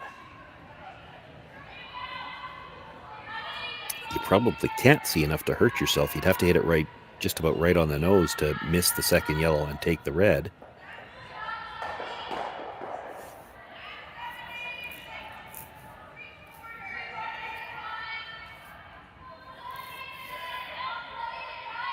Still could peel the guard.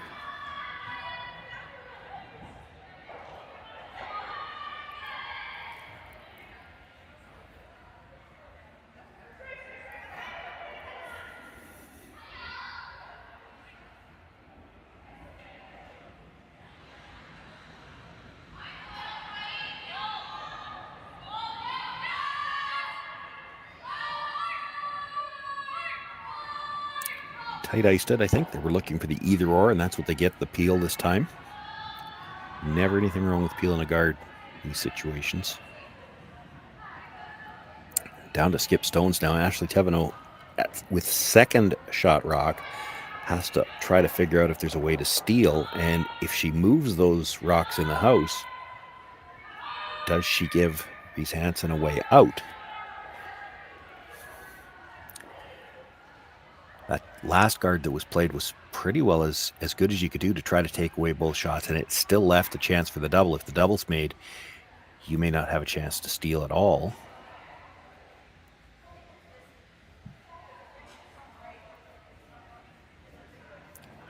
They've called the timeout.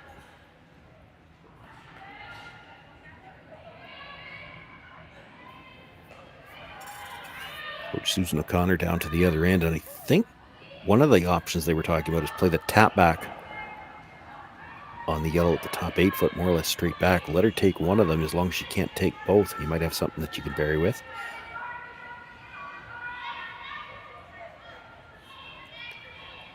Susan wondering about freezing on the inside of the yellow, it looks like. I think if you're going to do that, you have to tap it. You have to jiggle it. You don't have to jiggle it very far. If you come down to the inside of the yellow, move it back about a rock's width, because you're going to move the red a little bit as well. Then the yellow and the red form a pocket, and your shooter's not going anywhere.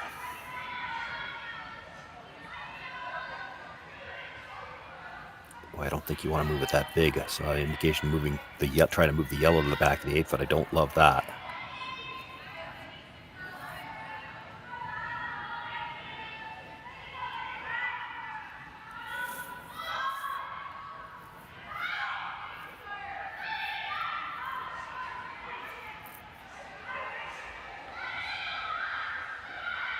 I do like the idea of wiggling this, though.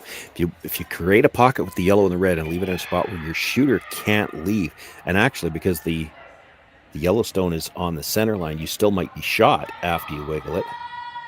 Taylor Reese-Hansen will have to do something with it.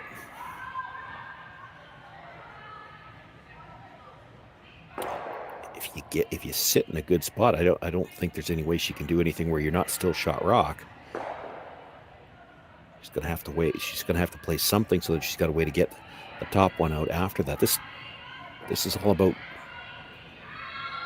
not leaving room to get the double. She doesn't want to separate these yellows too far, I don't think. They were off it early, but this has made a jump.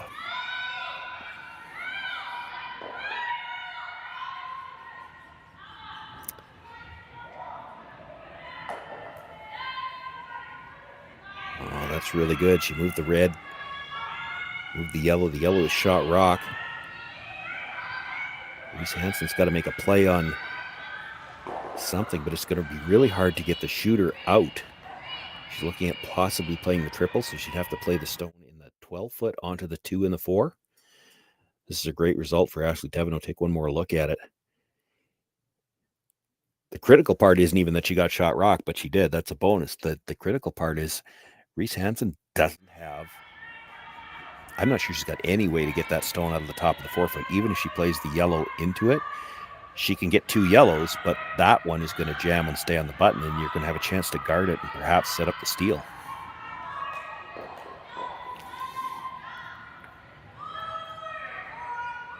Boy, if you're really going to try to move that top stone out of the 4 foot area, you've got to take some risk here, because you got to hit that second stone. So you're hitting the first one close to the nose, the second one as thin as possible to go over the top of the third one. And the danger with that is if you ever miss the second one, you're onto the red one.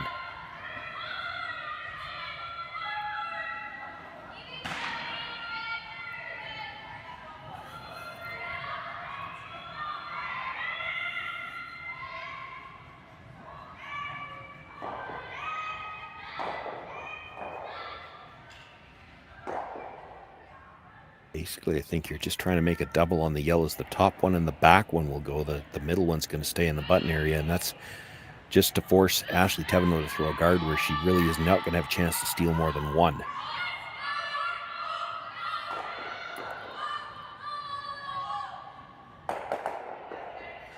Oh, Oh, she got a little spin off of it, but it still leaves Thevenot shot rock.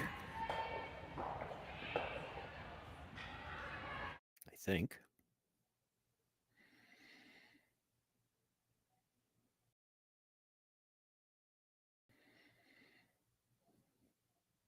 Give it a good try. Hit it as good as she could, close to the nose, so that she could get the second one thin and try to get it over the top of the third one. Does still look to me like the yellow is shot rock, although that may not matter. If Thevenot wants to try to score 2, you have to make a play on that red stone. It's hard to guard everything. I mean, your stone is half buried around the 12-foot red stone anyway. If you guard the red stone to take away the run back, she can get at it directly. If you guard the yellow one to take away direct, she can play the run back.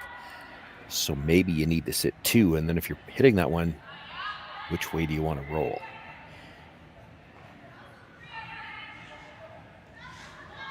I think they've decided to try to roll behind their own stone, sit 2 in the 4-foot. I like this call. I mean, you can roll the other way, make sure you're sitting 2, and she's probably going to try to draw to beat it. But if you're sitting 2 in the 4-foot, you're probably either stealing 2 or you're giving up 1. There's not likely any in between.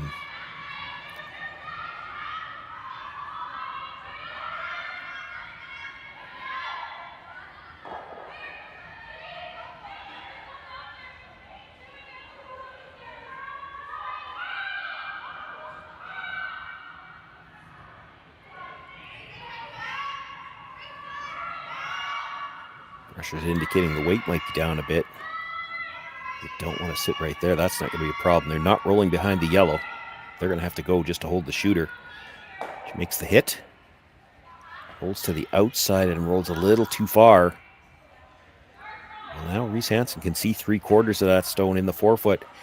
And if she makes it go away, it's at least 2, even if she rolls out. It looks to me like it's already close for 3. And if she could ever hold her shooter, it would be for 4, and that would probably be handshakes.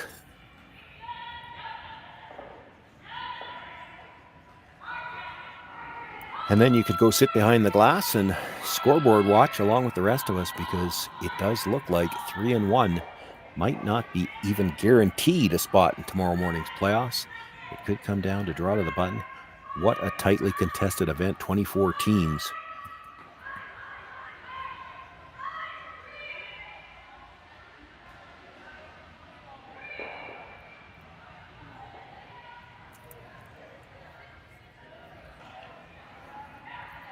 Really, the only discussion was what kind of weight she was going to play at this. Looks like they're playing it up weight a little bit, so really probably not too worried about holding the shooter.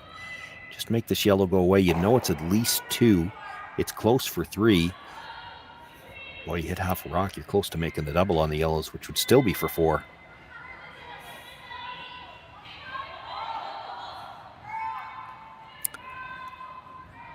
Little set on the release, but this is going to come up enough to make contact. Now, will it come across for the double? She gets 1. She does come across. That's been the kind of game Taylor Reese-Hansen has had. Makes an outstanding shot with her final one here. Picks up 4 more. One more look at it. She opted to throw the up weight to make sure that she didn't have to risk getting too tight to that red one. Makes it go away, and the perfect line to come into that Yellowstone at the back. And that gives her an 11-3 lead, and that's enough, says Ashley Thevenot. They're going to bring the Rocks back to the home end. Reese-Hansen here with a really commanding game. They had a strong performance throughout. They had pressure on for the first couple of ends, picked up a steal and a force. Then that big 5-ender certainly stands out, and 4 more to wrap things up here in the 5th end. They move to 3-1. Ashley Thevenot drops to 2-2, which will not be good enough to make the playoffs. Now, for Taylor Reese-Hansen, she'll have to sit back and take a look at the rest of the games going on in this final round-robin draw. All of the action available for you here on the Curling Stadium Network, the YouTube channel. A lot of games yet to be decided that will have an impact on the playoffs tomorrow morning, and we will have all of that action for you beginning at 8:30 local time. On behalf of myself, Sean Joyce, I want to thank you all for joining us tonight and all afternoon long, or all day long. And we look forward to seeing you for the playoffs on Sunday.